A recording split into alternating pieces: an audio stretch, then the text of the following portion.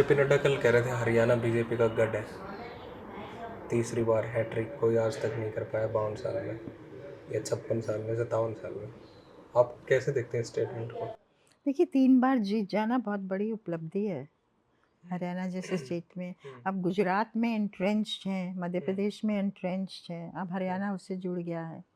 और जो बड़ी चीज़ हुई है, हरियाणा बहुत छोटा सा प्रदेश है, पर इसका इम्पैक्ट जो होगा ना एक तो इन्होंने जो फीलिंग हो रही थी कि हिंदी हार्टलैंड में ऑपोजिशन अब सेंध लगाने जा रही है।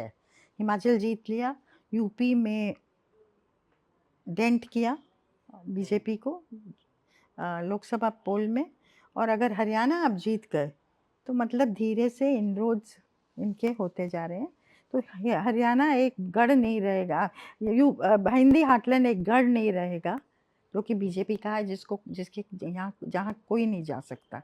ये फीलिंग थी ना, एकदम इनविंसिबल फीलिंग, एकदम जैसे कहते हैं किला है उनका।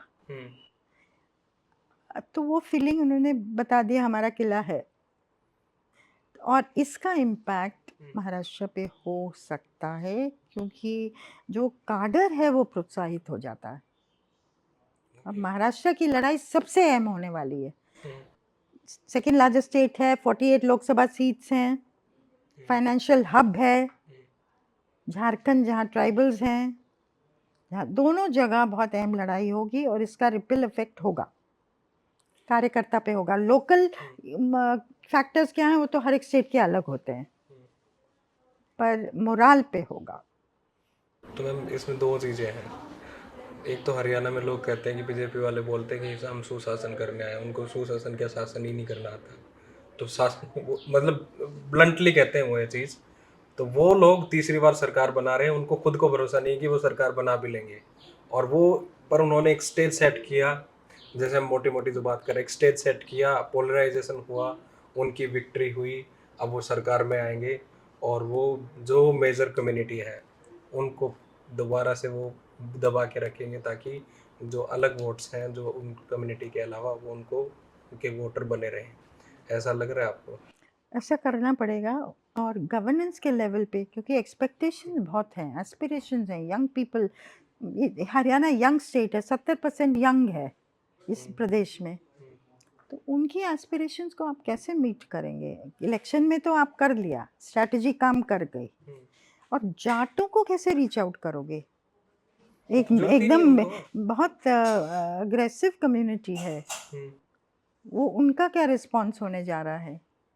तो बहुत नायब सिंह सैनी के सामने बहुत बड़े चैलेंजेस हैं, बहुत बड़ी चुनौतियां हैं। हालांकि एक उभरता सितारा है वो, ओबीसी फेस, हिंदी प्रदेश से नौजवान, एक नई लीडरशिप है, लेकिन चैलेंजेस बहुत होंगे।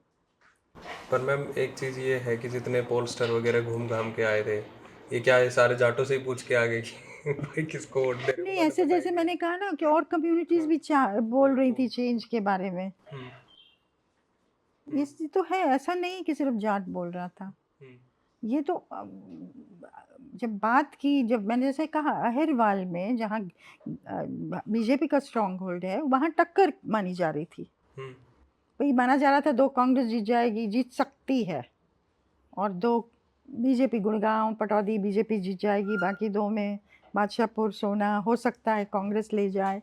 तो कहीं ना कहीं टक्कर में तो थे ना। और लेकिन जैसा कहा ना कि नैरो मार्जिन से जीते हैं, और वहाँ कॉन्सेंट्रेटेड वोट हुआ है, और अभी आंकड़े जैसे जैसे अभी खुलेंगी चीज़ें हमें ज़्यादा समझ में आएगा। अच्छा, अभी बहुत टू अर्ली है, इसको रियली डीपली स्टडी करने की ज़रूरत है हरियाणा में जो हुआ है।